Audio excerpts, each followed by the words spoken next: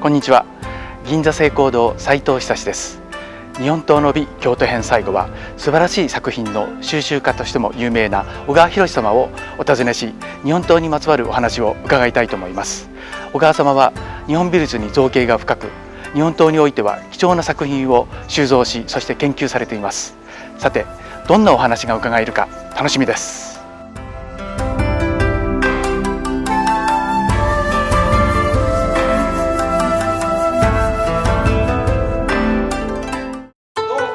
どうもこんにちは。わざわざ遠いところお越しいただきまして、今日はどうもよろしくどうぞお願いいたします。よろしくお願いいたします。本日はどうもお忙しい中、今日はありがとうございます。こちらこそありがとうございます。まずはじめにですね、社長との出会いから、12、3年ぐらい前になりますかね。そうですね、たまたま、成功堂さんの、ホームページを僕見てたんですね。そうしますとね、私が昔所持しておりました刀があったんですよ。でこんな珍しいことはねあるのかなって、普通、手放した刀というのはもう二度と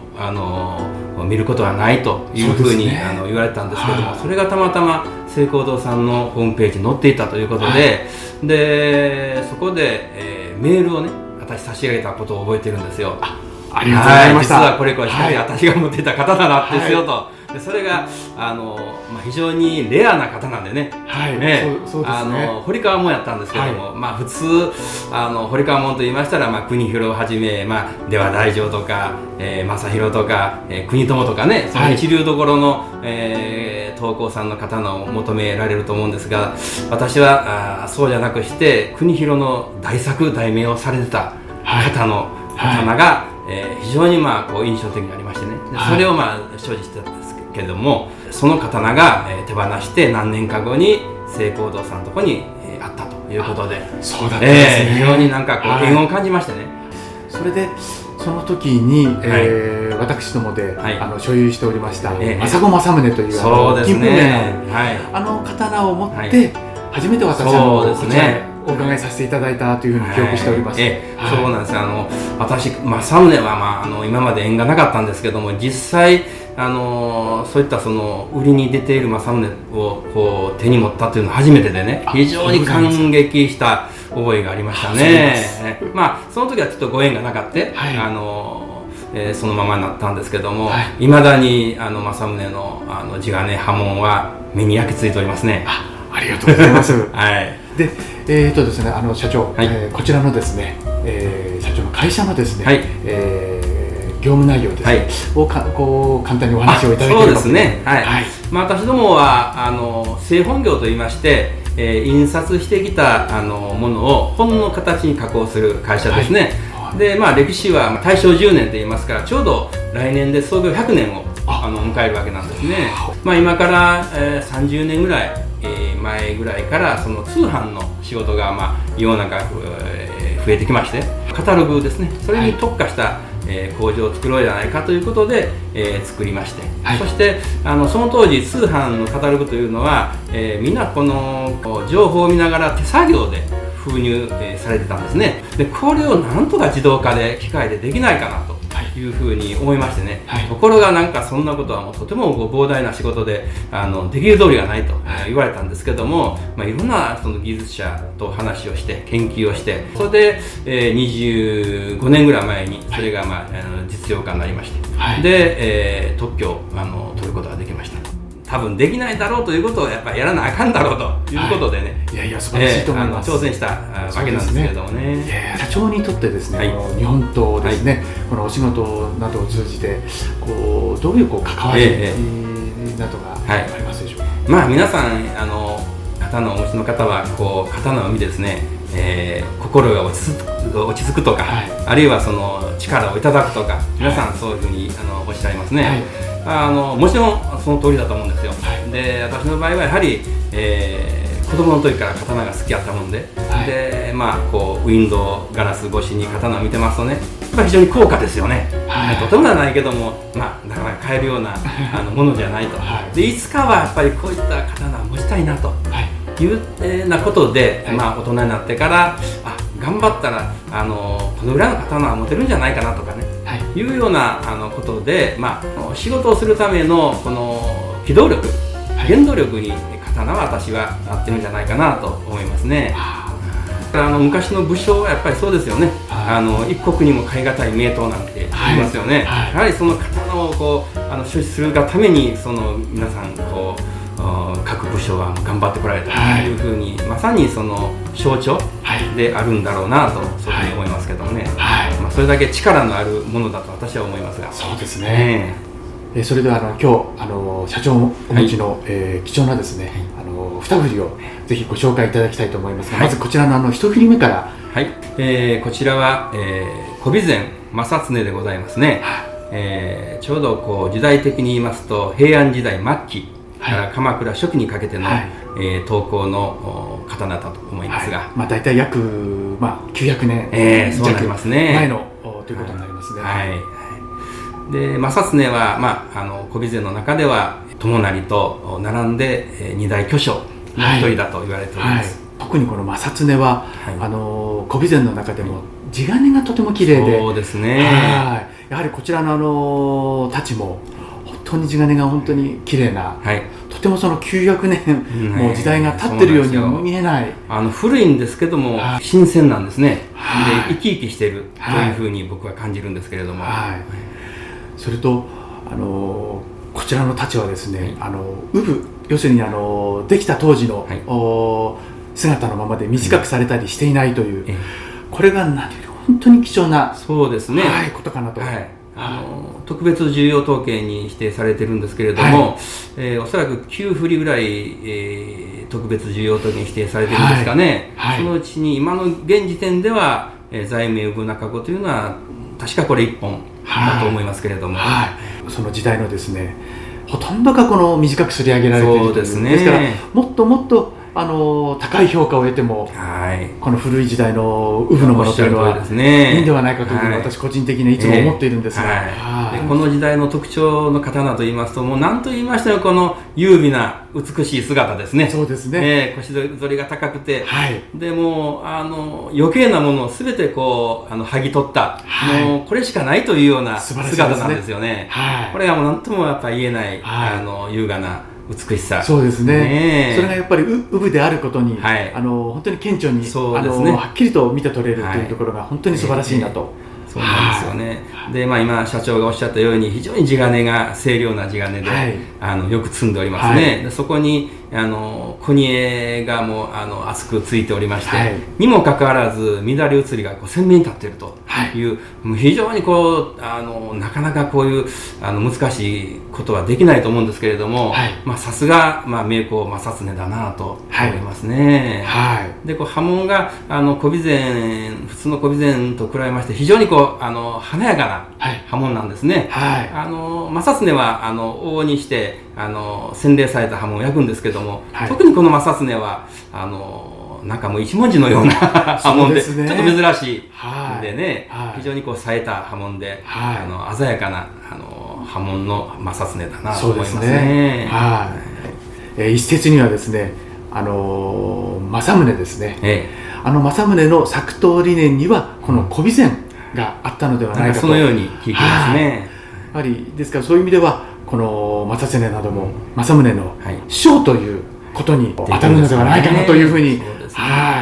小備前あるいは粟田口、もうこの辺の刀がもう位としてはもう最高じゃないかなと思うんですね。そうですね、私もそう思います。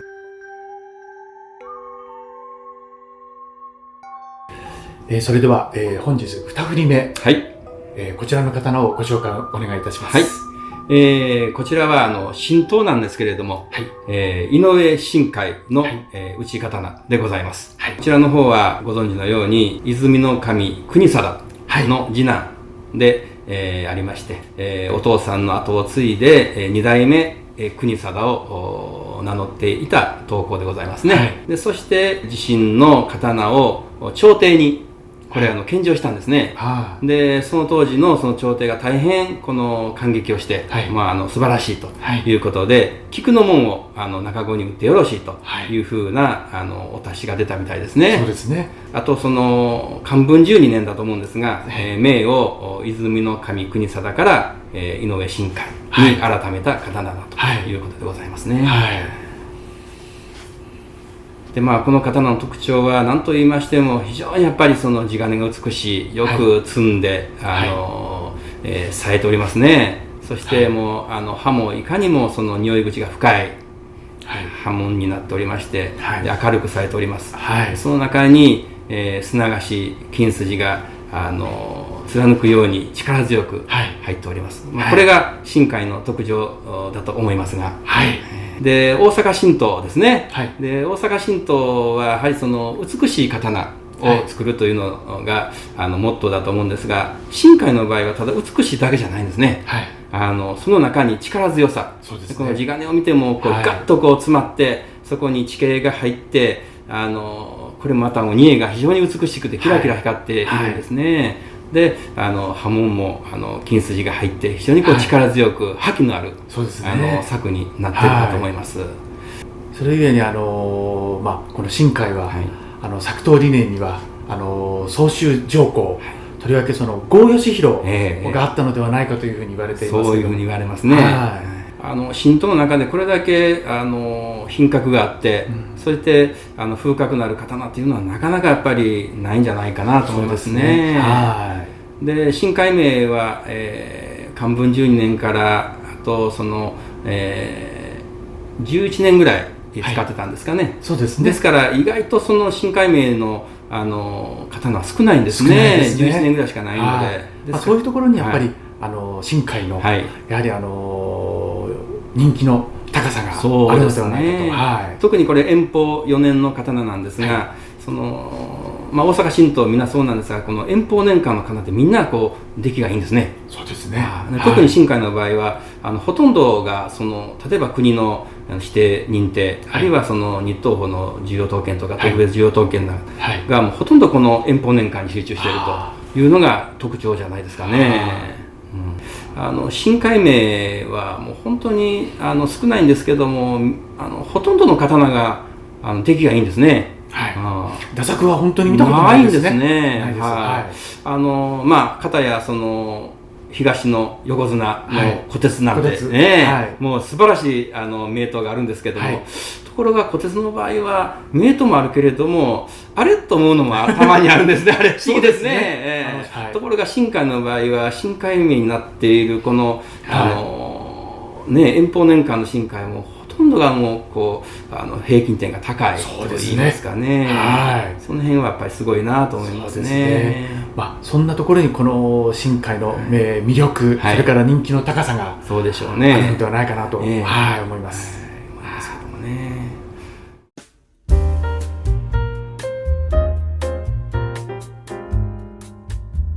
今ご紹介いたしました2振り、こうして並べたわけなんですが、まず姿が全く違いますね。そうですね。でこれ上の正常なんですが、これ時代が違うんですね、全く。で平安時代末期というんですから、先ほどおっしゃったようにもう950年ぐらい前の刀なんですね。でなぜこういうふうな形になっていると言いますと、やはりその宮廷文化、雅な文化の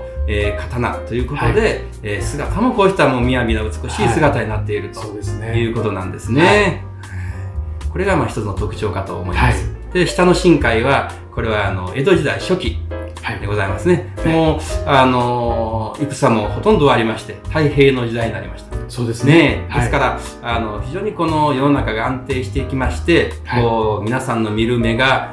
美へを追求する目に変わってきたと思うんですね。ですからこういった虎鉄もそうですし、新海もそうですし、こういったその本当にその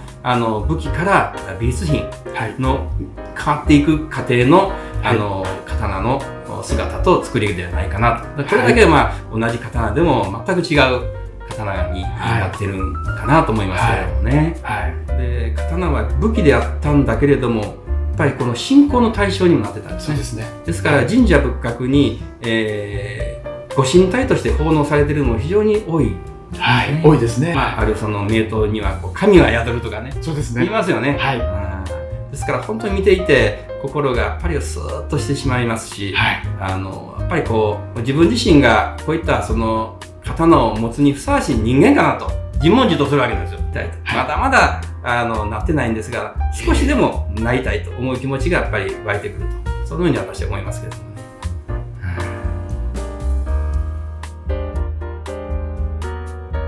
それでですね、実は今回この重要文化財の備前助兼なんですが、斉藤社長に、紹介していただいてお世話になった刀でございます。こちらがですね、重要文化財指定の小一文字助兼でございます。助兼はですね、その小備前にも、いたというふうに言われています。小一文字と備前、小備前ですね、銘の大きさで分けていたようですが、一概にもそうは言えないところもあるそうですが、こちらの太刀はですね、昔より小一文字助兼というふうに、なっております。そして太刀ごしらえ、こちらがですね、伝来がですね、備前小倉藩の小笠原家伝来というふうになっております。そしてこの太刀のですね、まず一番の魅力、先ほどの正常同様、産部で、現在残っているというところが本当にとても貴重ではないかというふうに思います。そうですね、まず健全そのものですね。そうですね、はい。で、私一回中子から軽く刀身にかけて拭ったんですが、ほとんど重ねが変わらない、この時代でこんな健全なものが残っているのは私初めてなんですけどね。本当に私もこの仕事をしておりましても、ここまで健全なものというのはですね、本当に初めてに近いぐらいです。本当に貴重なことで、後世にですね、このまま本当に大事にこのまま伝えていきたいなというふうに思っております。そのように心がけていきたいと思っております。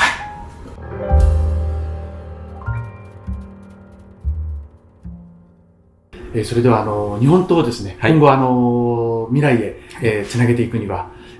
どのようなことが大切なんでしょうか。そうですね、こういった本当に日本固有の素晴らしい文化ですね、これを後世に伝えていかなきゃならない。ありがとうございます。先人たちがものすごく大切にこれ数百年、約1000年近く歴史を経てきてるわけなんですね。そうですね。それが我々の時代で終わってしまったら、これはもう本当に申し訳ない。で、今お預かりしてるだけなんですよね、実は。で、これをまたこの文化を後世の人たちに継いでいってもらわなきゃならない。そうですね。そのためにはこの刀にまつわる人たち、職人さんもやっぱり大事だと思うんですよ。で、研ぎ師さん、で、鞘師さん、白金師さん、こういった方がいらっしゃらないと刀をいい状態に保存することはできないんですね。で、刀鉄ですから酸化してしまいますと錆びてくるんですね。で、一旦錆びてしまいますと、これほっとくとどんどんと中に入っていきまして、研ぎをかけないとその錆びは取れないと。でもほっといてしまいますと、これはもう朽ちてしまってもう大変なことになってしまうと。ですからもう研ぎの仕事はもう非常に大事だと思いますね。それでまた鞘もいい鞘に収めて、休ましとかないと刀もやっぱり傷がついてしまう。そうですね。で、時と場合によっては鞘を開けてその中を掃除する、そういう仕事も大事だと思いますし、刀に合った幅木をつけてやるのも刀にとって大事です。ただ他のこの美術品と違いまして、刀というのはそういったいろんな人たちが力の結集なんですね、これは。そういう面ではやっぱり斉藤社長もこの刀に携わっているお仕事をされてますし、私も少しは刀に携わる勉強をしているんですけれども、やっぱり今後こういったものを後世の人たちに受け継いでいくためには、お互いがやっぱ協力し合って、少しでもためになるように、微力ですけれどもその一翼を担っていきたいなと思うんですけれども、どうですか。ありがとうございます。今後ともですね、日本刀発展のためにぜひご尽力をいただければと思います。頑張っていきましょう。本日はどうもありがとうございました。ありがとうございました。